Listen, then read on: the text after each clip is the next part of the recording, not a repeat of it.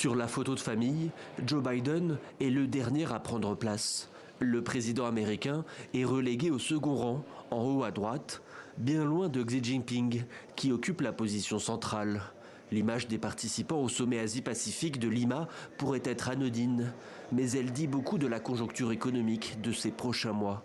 Avec le retour de Donald Trump à la Maison-Blanche, le monde se prépare à une politique américaine protectionniste. Washington se retranche et la Chine, au contraire, tente de s'ouvrir. La Chine est prête à travailler avec la nouvelle administration américaine pour maintenir la communication, élargir la coopération et gérer les différences, et s'efforcer de réaliser une transition en douceur dans les relations entre la Chine et les États-Unis, dans l'intérêt des populations des deux pays. Pékin le sait, elle va devoir trouver d'autres partenaires, car Donald Trump lui promet une guerre ouverte en matière économique. Jusqu'à 60% de droits de douane sur ses exportations sur le sol américain.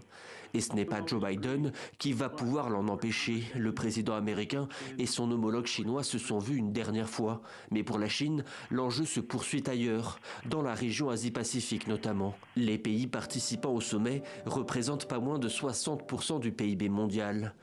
Xi Jinping en a d'ailleurs profité pour inaugurer à distance un mégaport au Pérou, une infrastructure stratégique de 3,5 milliards de dollars dans le cadre de son programme économique Les Routes de la Soie. Notre forum peut contribuer aujourd'hui au renforcement de la coopération multilatérale dans un contexte où les différents défis auxquels nous sommes confrontés augmentent les niveaux d'incertitude pour l'avenir. Une incertitude largement alimentée par le retour de Donald Trump au pouvoir, car la Chine n'est pas la seule concernée par l'annonce d'une hausse des tarifs douaniers. De nombreux autres pays, dont l'Europe, pourraient aussi se voir imposer cette taxe.